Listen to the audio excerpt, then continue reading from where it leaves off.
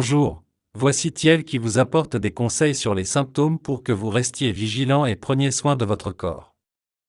De quelle situation dois-je être conscient et être conscient? Quelles sont les situations d'avertissement pour que je sois préoccupé par le cancer du côlon, le cancer du gros intestin? Eh bien, dans la pilule santé d'aujourd'hui, je vais vous parler de 6 signes et symptômes auxquels vous devez prêter attention et qui devraient vous inciter à consulter un médecin en raison de la possibilité d'une maladie intestinale, notamment le cancer du côlon ou gros intestin.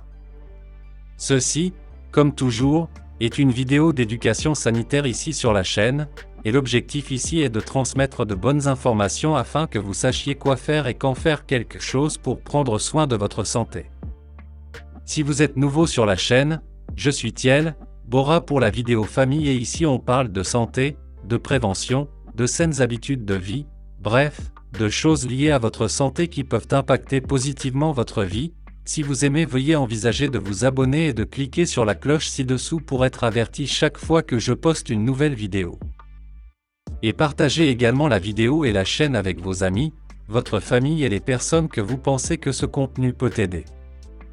Le cancer du côlon, ou étant encore un peu plus large et plus correct, le cancer colorectal est le nom donné aux tumeurs malignes qui englobent le gros intestin. Saviez-vous qu'il s'agit du cancer le plus fréquent du système digestif? Oui, plus souvent que l'estomac, l'œsophage, le foie. Et cette maladie fait également partie du groupe des néoplasmes les plus fréquents parmi tous les types de cancers dans le monde. Il est là, à la 3e place, deuxième seulement en fréquence après le cancer du poumon et le cancer du sein. Et cette information nous justifie déjà de prêter attention aux signes qui peuvent nous aider à identifier au plus tôt ce type de maladie. Alors allons-y, 6 signes et symptômes dont vous devez être conscient et qui, sur la base de ceux-ci, vous devriez demander une évaluation médicale. Et permettez-moi de préciser, si vous présentez ces signes que je vais commenter ici, cela ne signifie pas que vous avez la maladie, car ces signes et symptômes peuvent également apparaître chez les personnes ayant des problèmes tels que les hémorroïdes, les vers, les ulcères d'estomac. Mais plutôt, cela signifie que vous devriez, encore une fois, je le répète, demander une aide médicale et un soutien pour une enquête plus approfondie. Droit? Alors allons-y. D'abord, saignement dans les selles, et ici beaucoup d'attention, ce n'est pas forcément une hémorragie avec du sang vivant, c'est même le moins fréquent. Le sang dans les fesses apparaît ici avec une couleur très foncée, parfois même noire, c'est un sang qui est proche des fesses, un sang digéré et aussi avec une forte mauvaise odeur.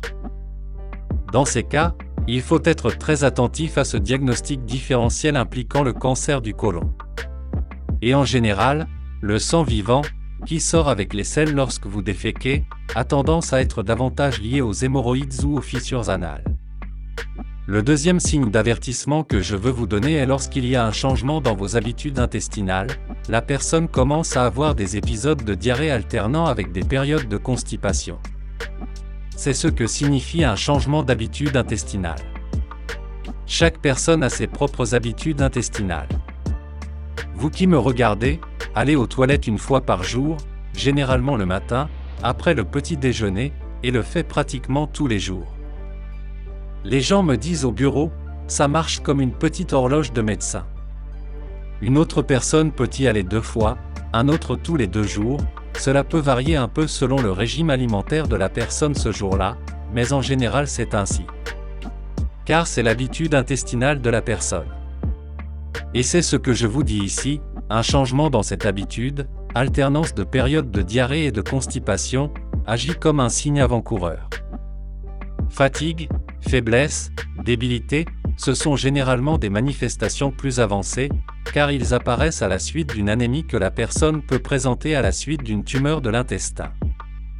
La lésion tumorale dans l'intestin peut saigner lentement, mais cette perte de sang, lorsqu'elle est constante et dans le temps, peut déclencher une anémie chez la personne malade et cela peut se manifester par de la fatigue, de la lassitude, de la somnolence. Bien sûr, je ne parle pas de la personne qui sera comme ça un jour ou l'autre, souvent nous nous réveillons fatigués, dormons mal, ne pouvons pas nous reposer complètement, avons une journée bien remplie, ce n'est pas ça.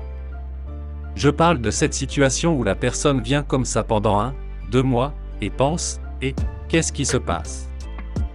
J'ai l'impression d'être à court d'énergie, il semble que quelque chose a pris mon énergie au jour le jour. C'est à cette situation de fatigue que je fais référence. Autre chose, la perte de poids involontaire. C'est une chose pour vous de considérer que vous êtes en surpoids, de commencer un programme de rééducation alimentaire, de mieux manger, de commencer à faire de l'activité physique et comme un bon résultat de votre changement positif et de vos efforts.